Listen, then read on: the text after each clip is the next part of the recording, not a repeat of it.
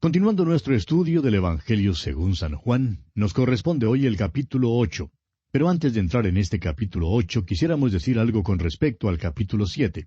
Quisiéramos mostrarle un maravilloso cumplimiento de la profecía. El profeta Ageo dice en el capítulo 2 de su profecía, versículos 6 al 9, «Porque así dice Jehová de los ejércitos, de aquí a poco yo haré temblar los cielos y la tierra, el mar y la tierra seca, y haré temblar a todas las naciones, y vendrá el deseado de todas las naciones. Y llenaré de gloria esta casa, ha dicho Jehová de los ejércitos.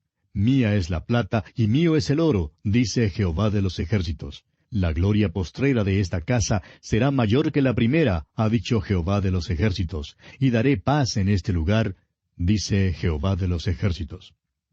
Ageo habla aquí en cuanto al templo que el remanente de Israel construyó cuando regresó del cautiverio. Los ancianos lloraron porque se acordaron de la gloria del templo que había construido Salomón. Ageo los consoló con un mensaje del Señor de que la gloria de este templo sería mayor que la gloria del templo de Salomón, porque vendría el deseado de todas las naciones, o sea, el Señor Jesucristo. Jesús apareció en el templo durante la fiesta de los tabernáculos. Cuando vertieron el agua, alzó la voz diciendo, «Si alguno tiene sed, venga a mí y beba». Él es la verdadera gloria que llena el templo. Él es el deseado de todas las naciones. Y aquel Verbo fue hecho carne y habitó entre nosotros, y vimos su gloria, gloria como del unigénito del Padre, lleno de gracia y de verdad. Bien, amigo oyente, queríamos mostrarle este cumplimiento de la profecía de Ageo, cuando Jesús subió a Jerusalén durante la fiesta de los tabernáculos y fue al templo. Pasemos ahora sí al capítulo 8 de Juan. En este capítulo Jesús perdona a la mujer adúltera. Antes de que entremos en nuestro estudio de este incidente, vamos a mirar las circunstancias que lo rodean. Los escribas y los fariseos en realidad no querían apedrear a esta mujer adúltera, sino a Jesús. Notaremos al estudiar el discurso que sigue a este incidente, que el verdadero punto en cuestión era que dudaban el nacimiento virginal y los antecedentes de Jesús. Ellos alegaban que Abraham era su padre, y preguntaron quién era el padre de Jesús, como lo vemos en los versículos 33 y 41. Por fin Jesús les dice, allá en el versículo 58, de cierto os digo, antes que Abraham fuese, yo soy». Traen pues hasta Jesús esta mujer adúltera, pero la verdadera cuestión que ellos alegaban era que Cristo había nacido como un hijo ilegítimo. En el Salmo 62, versículo 12, leemos, «Hablaban contra mí los que se sentaban a la puerta, y me zaherían en sus canciones los bebedores». En sus mentes siempre tenían una nube de dudas en cuanto a Jesús, y estamos seguros que los borrachos que caminaban por las calles y que se sentaban en las cantinas en Nazaret, cantaban canciones groseras en cuanto a Jesús y a su madre. Por tanto, los hallamos preguntándole ahora en cuanto a sus antecedentes. Ahora Jesús alega que Dios es su Padre. No tenía padre terrenal porque nació de una virgen. Jesús presenta este argumento cuando dice, antes que Abraham fuese, yo soy. Está alegando que Él es el Cristo, el Hijo del Dios vivo. Ahora, este incidente de la mujer sorprendida en adulterio, que se encuentra contenido en los versículos 1 hasta el 11, no se halla en algunos manuscritos antiguos y está entre paréntesis en otros. Westcott y Hort lo eliminan de su texto griego. Nestle lo incluye en su texto griego, pero lo pone entre paréntesis. No se halla en algunos de los mejores manuscritos, pero se encuentra en otros. Nosotros sostenemos que pertenece al texto y que los escribas sinceros dejaron de copiarlo porque simplemente no podían resignarse a aceptar lo que dijo.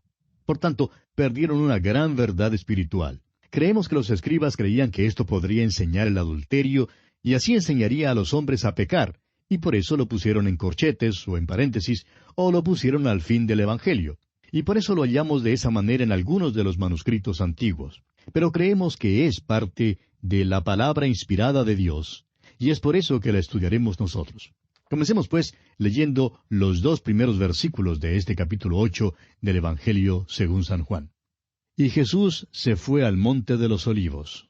Y por la mañana volvió al templo, y todo el pueblo vino a él, y sentado él les enseñaba». Ahora, recuerde usted que la noche anterior se había reunido el Sanedrín, y que había allí una división de opinión en cuanto a si Jesús era el Mesías o no. Nicodemo, por su parte, le había defendido.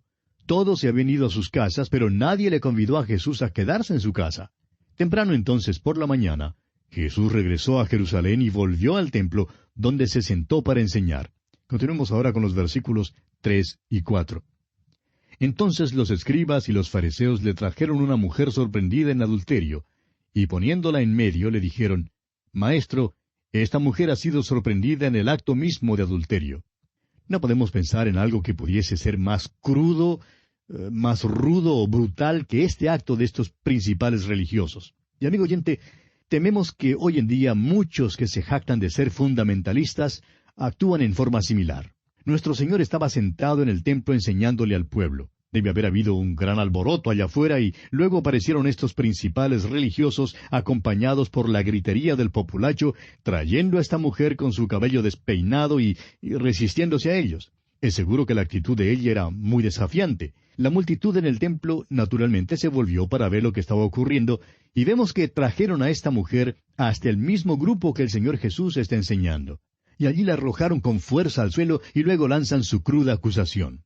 Esta mujer ha sido sorprendida en el acto mismo. Es culpable, no hay duda de eso. Y lo que ella hizo fue pecado. Nuestro Señor le dijo a ella, vete y no peques más. Sin embargo, ellos no tenían ningún derecho de poner al descubierto su pecado delante de una multitud donde ella estaría en peligro de sufrir la violencia por parte de ellos. Y bien sabían la ley. Allá en Levítico capítulo 20, versículo 10 dice, si un hombre cometiere adulterio con la mujer de su prójimo, el adúltero y la adúltera indefectiblemente serán muertos. Ahora, ¿dónde estaba el hombre? Estos líderes religiosos eran tan malos como la mujer misma. Continuemos pues con los versículos 5 y 6. Y en la ley nos mandó Moisés apedrear a tales mujeres. Tú pues, ¿qué dices? Mas esto decían tentándole para poder acusarle. Pero Jesús, inclinado hacia el suelo, escribía en tierra con el dedo. No se puede arguir en cuanto a eso. Tenían razón en cuanto a la ley de Moisés y no hay ninguna manera de modificarla. Esta mujer debía ser apedreada. Y le presentan un dilema a Jesús. ¿Contradirá a Moisés? ¿Dirá otra cosa? ¿Ofrecerá otra explicación? Hicieron esto para tentarle a fin de poder acusarle. En realidad, no tenían interés en apedrear a esa mujer. Lo que querían era apedrear a Jesús. Y nuestro Señor lo sabía, como dice en el capítulo 2, versículo 25 de este mismo Evangelio. Él no tenía necesidad de que nadie le diese testimonio del hombre, pues él sabía lo que había en el hombre. Esta escena es muy interesante. Arrojan a esta mujer desafiante delante de él. La multitud no tenía ningún respeto hacia ella y la miran maliciosamente. Aumentan su humillación. Ella, pues, era culpable. Pero aun si lo fuese, esta no era excusa para tratarla de esta manera.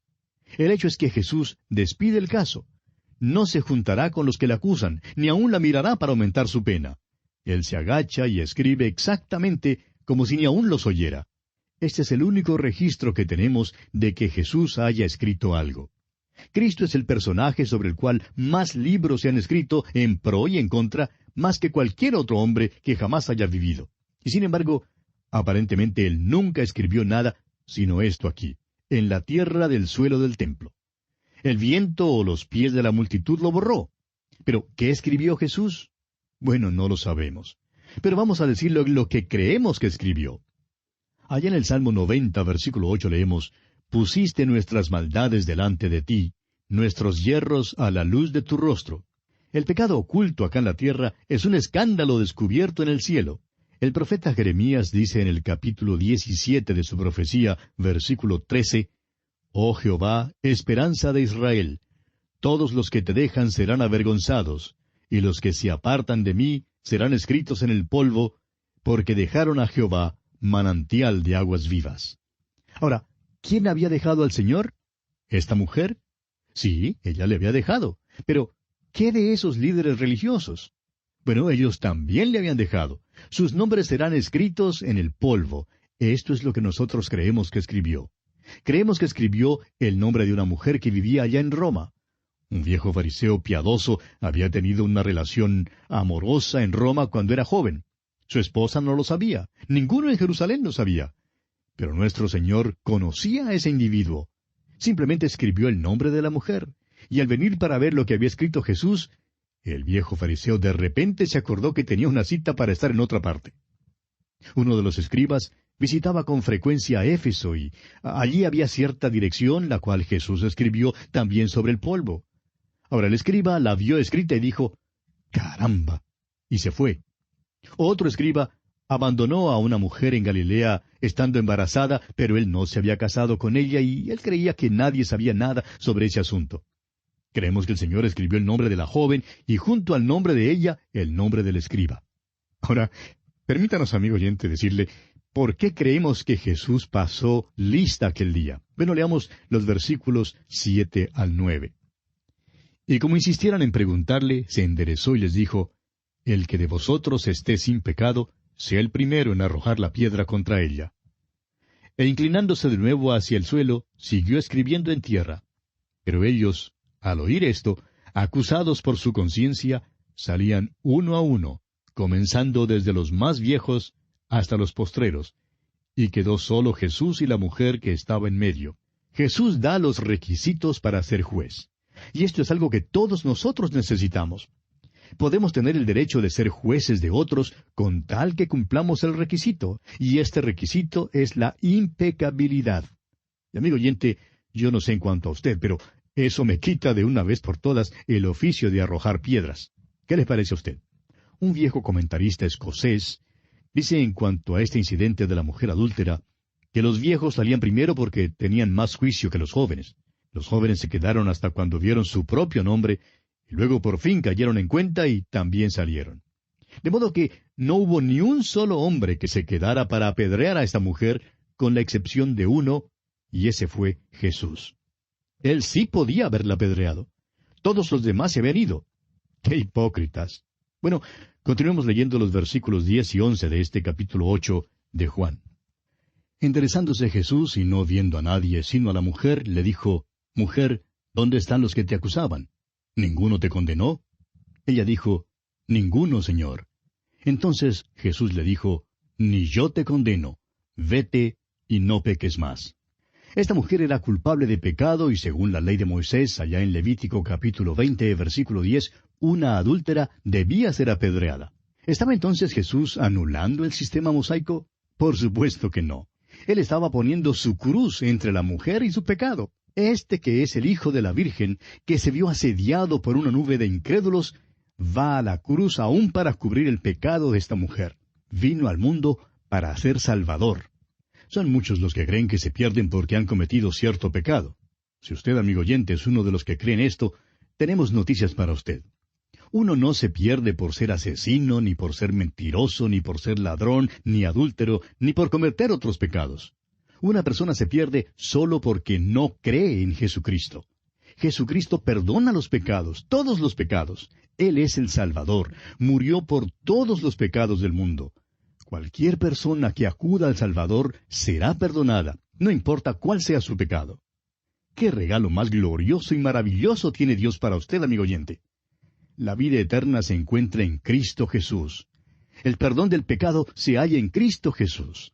Damos gracias a Dios por el privilegio de predicar su palabra y de poder llevar este mensaje a los que están cargados de pecado. Y bien, llegamos ahora al discurso después de la fiesta. Notemos que Jesús con frecuencia sigue este método. Después de un incidente o un milagro, Él da un discurso sobre ese tema.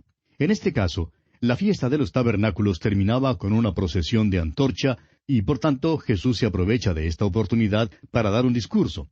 Es importante ver que Él toma estos actos simbólicos que se realizaban durante todo el tiempo del Antiguo Testamento y se los aplica a sí mismo. Leamos el versículo 12 de este capítulo 8 de Juan. Otra vez Jesús les habló diciendo, «Yo soy la luz del mundo. El que me sigue no andará en tinieblas, sino que tendrá la luz de la vida». Yo soy. Jesús usó esta frase muchas veces. En el Antiguo Testamento, Jehová es el «Yo soy el que soy», según Éxodo capítulo 3, versículo 14. Francamente, en el tiempo del Antiguo Testamento no sabían tanto en cuanto a Dios. Sabían que tenía existencia propia, que tenía toda sabiduría y todo poder. El Señor Jesús vino a esta tierra no solo para redimir al hombre, sino también para revelar a Dios al hombre. Jesús da mucha información en cuanto a quién es Dios. Se sirve de las cosas comunes como el pan, la luz y el agua para hablar de lo admirable. Se sirve de lo ordinario para hablar de lo extraordinario, de lo físico para hablar de lo espiritual, de lo temporal para hablar de lo eterno, de lo presente para hablar de lo futuro, de lo terrenal para hablar de lo celestial, de lo limitado para hablar de lo ilimitado, y de lo finito para hablar de lo infinito. Como usted ve, amigo oyente, el conocer a Dios como uno que tiene existencia propia todavía no nos revela mucho. Existe sin tener que respirar, comer ni beber.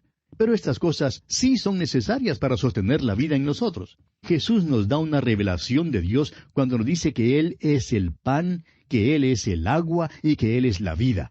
Entonces comprendemos que Dios no tan solo tiene existencia propia, sino que también suple todas nuestras necesidades. Escuche usted algunas de las alegaciones de Cristo. En el capítulo 6 de este Evangelio de Juan, versículo 35, Él dijo, «Yo soy el pan de vida».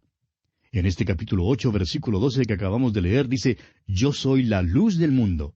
Luego en el capítulo 10, versículo 7, encontramos estas palabras, «Yo soy la puerta de las ovejas». Y en el versículo 9 del mismo capítulo 10, «Yo soy la puerta». Luego en el versículo 11, dice, «Yo soy el buen pastor». En el versículo 25 del capítulo 11, Él dice, «Yo soy la resurrección y la vida». En el capítulo 14, versículo 6 de este Evangelio de Juan, Él dice, «Yo soy el camino, y la verdad, y la vida». Y allá en el capítulo 15, versículo 5 de este Evangelio de Juan, Él dice, «Yo soy la vid, vosotros los pámpanos». Ahora, volviendo al versículo 12 que hemos leído, notamos que Jesús está diciendo, «Yo soy la luz del mundo». Acaba de exponer el pecado de los escribas y los fariseos que le habían traído a esta mujer sorprendida en adulterio. Eran tan culpables como ella, pero ellos tuvieron que huir. Cuando uno prende la luz, todas las ratas, los murciélagos y los chinches salen corriendo, porque la luz expone el pecado, y es por eso que los escribas y los fariseos tuvieron que salir. Jesús dice que Él es la luz. Y esta es la alegación o la declaración más elevada que ha hecho acerca de sí mismo hasta aquí en este Evangelio de Juan. Una de las definiciones de Dios es que Él es luz, según lo leemos en la primera carta del apóstol Juan, capítulo 1, versículo 5. Es perfecto en su santidad y en su justicia. Aún la luz física es una de las cosas tanto más complicadas como una de las cosas más esenciales para nosotros. ¿Quién en verdad sabe lo que es? Algunas veces funciona como ondas y otras funciona como partículas de materia. Lo sobresaliente es que los hombres, actuando sobre estas dos definiciones o principios, han podido lograr invenciones y descubrimientos extraordinarios. Algunos dicen que las dos cosas son verdad, y sin embargo, hay otros que dicen que ambas no pueden ser verdad. ¿Es la luz la ausencia de tinieblas? ¿O son las tinieblas la ausencia de la luz? Decimos que un cuarto se llena de luz. ¿Qué queremos decir? ¿Pesa más cuando se llena de luz?